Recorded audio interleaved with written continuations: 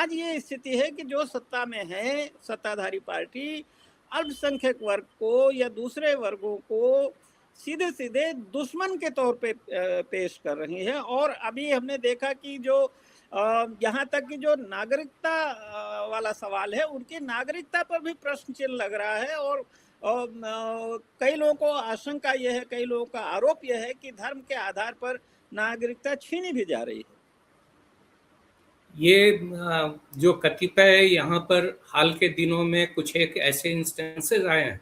जहाँ पर जिम्मेदार पदों पर बैठे व्यक्तियों ने जिस तरह की भाषा का सार्वजनिक रूप से उपयोग किया है,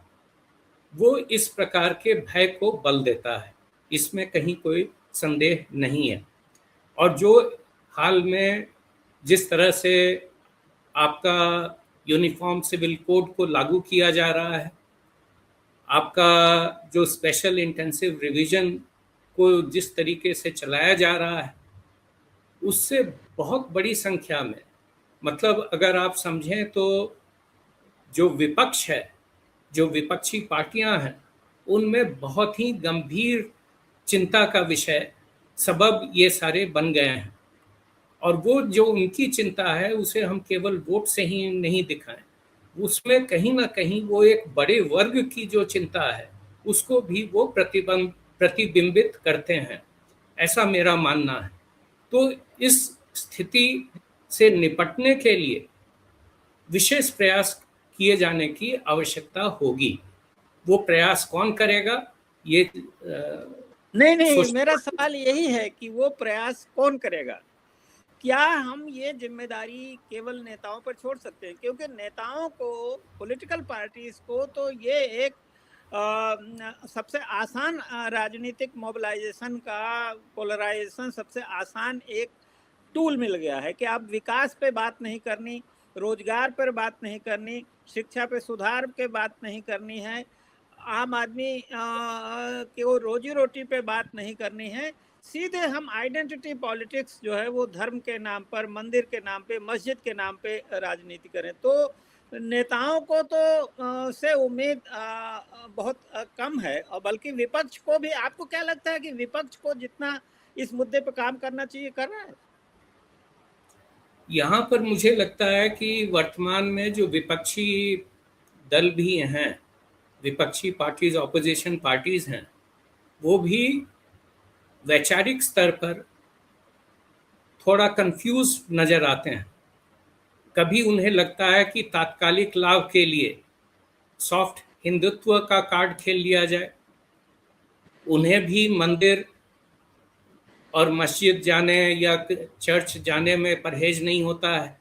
जहां पर जिन्हें अवसर मिलता है वो उसका भी उपयोग कर लेते हैं। तो अगर हम देखें तो एक कंफ्यूजन वाली स्थिति बनी हुई है। लोग ये फैसला नहीं कर पा रहे हैं कि हमें वास्तव में धर्मनिरपेक्ष पॉलिटिक्स करनी है या फिर हम ऐसी राजनीति करें जिसमें हमें तात्कालिक लाभ हो, और उसके बाद जो ये सारे जो सेक्युलरिज्म और कम्युनलिज्म और ये सारी चीजें जो हैं, उनका हम पहले सत्ता में आ जाएं, उसके बाद हम इन पर चर्चा करें। तो बहुत विपक्ष के माध्यम से भी जो पुशबैक होना चाहिए था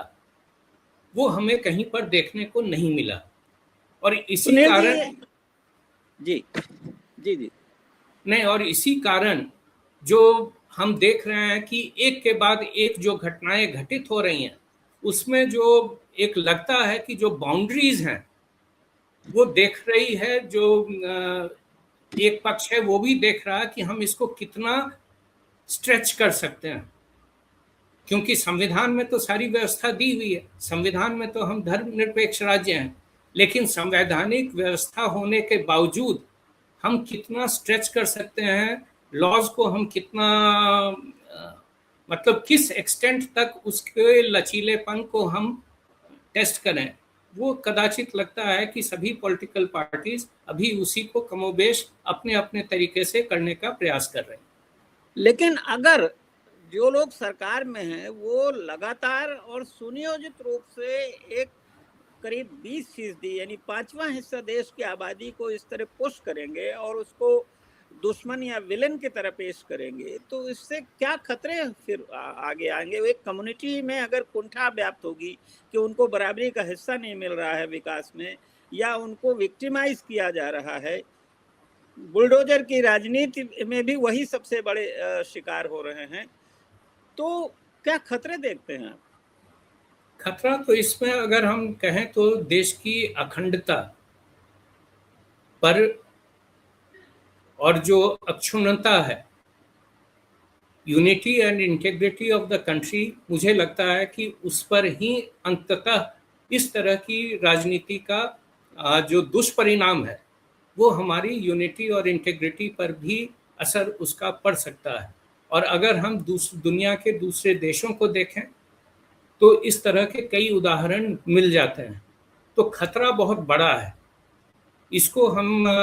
मतलब भविष्य में क्या होगा नहीं होगा तात्कालिकता के स्तर पर माप करके, मतलब लाभ और हानि को माप करके हम इसे टाल नहीं सकते हैं, क्योंकि मेरी राय में चुनौती बहुत बड़ी है जी। सुनील कुमार जी, जो भारत का संविधान है और जिसकी व्याख्या जिस तरह से सुप्रीम कोर्ट ने की कि धर्मनिरपेक्षता जो है वो हमारा बेसिक स्ट्रक्चर का पार्ट है,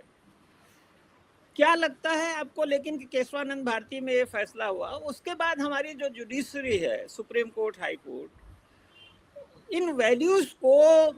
बनाए रखने के लिए उसी तरह का रिगर और उसी तरह का इंटेलेक्चुअल ऑनेस्टी दिखा रहे हैं? सामान्य रूप से अगर आप कहें तो जुडिशियल प्रोनाउंसमेंट्स में सेक्युलरिज्म को अपहोल्ड किया गया, लेकिन कुछ एक ऐसे जजमेंट्स भी आए हैं जिनमें लगता है, मतलब एज अ लेमैन, इसमें विधि विशेषज्ञ अपना अलग राय रखेंगे, लेकिन एज अ लेमैन पढ़ने पर लगता है, जैसे राम जन्मभूमि मसले में जो केस था, कि वहाँ पर न्यायिक प्रिंसिपल्स, जुडिशियल प्रिंसिपल्स के स्थान पर ऐसा लगा कि वहाँ पर जो सुप्रीम कोर्ट है वो पंचायत कर रही है कि चलो जैसे गांव की पंचायत होते हैं, गांव की पंचायत जैसे होता है कि चलो एक मामले में फैसला इनके पक्ष में कर देते हैं तो आगे के 10 मामले जो हैं हमारे बंद हो जाएंगे या रुक जाएंगे, यानी ऐसा लगता है। जिसके न्यूसेंस वैल्यू है, उन्होंने कहा कि बाबरी मस्जिद का गिराना जो है वो एक आपराधिक कृत्य था, और बहुत सारी चीजें हैं, मैंने भी जजमेंट पूरा पढ़ा, उसकी यहाँ व्याख्या की जरूरत नहीं है, लेकिन जाहिर है कि फैसला उन्हीं के पक्ष में दिया जिन्होंने आपराधिक कृत्य के जिम्मेदार जो लोग थे उनके पक्ष में गया। ये सही है, और इसके कारण जो है भारत के सेक्युलर प्रिंसिपल्स पर एक बहुत ही मतलब प्रश्न चिन्ह तो लगा ही, और जो एक लोग देखते थे कि जुडिशरी कस्टोडियन होगा, वहां पर कदाचित लोगों को जुडिशरी से भी निराशा हुई। तो ये एक गंभीर स्थिति बन गई है कि एग्जीक्यूटिव और जुडिशरी दोनों जगह पर जो है अभी कुछ फौरी तौर पर जो सेक्युलर प्रिंसिपल्स हैं उसको अपहोल्ड करने की दिशा में काम होता हुआ दिख नहीं रहा है। कम से कम आम जनता को तो ऐसा प्रतीत नहीं होता है। नहीं, और जनता के मन में शक होना इसलिए भी स्वाभाविक है कि चीफ जस्टिस जो उस बेंच को प्रिसाइड कर रहे थे वो राज्यसभा के सांसद बन जाते हैं सत्ताधारी दल की कृपा से। जी, ये सारे जो इंस्टेंसेस हैं, इससे लोगों के दिमाग में जो प्रश्न खड़े हो रहे हैं उसको हम इल फाउंडेड या अनफाउंडेड हम नहीं कह सकते हैं, उनका कुछ ना कुछ बेस लगता है। उनका कुछ ना कुछ बेस लगता है।